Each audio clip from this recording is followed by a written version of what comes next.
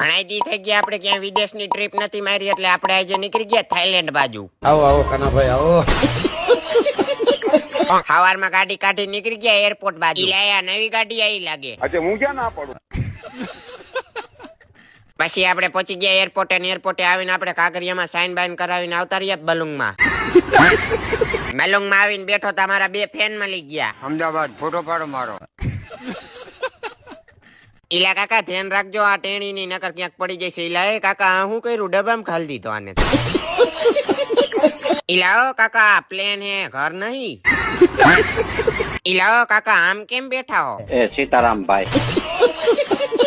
ઈલા એ આલી બાજુ બહાટી બોલી. પાછળ કંટાળો આવતો તો હું આવી ગયો કેબિન માં પાયલટ ની અણી કાઢવા. ઈલા અહીંયા વાયલા ડબ્બામાં તો ક્રિકેટ ચાલુ છે.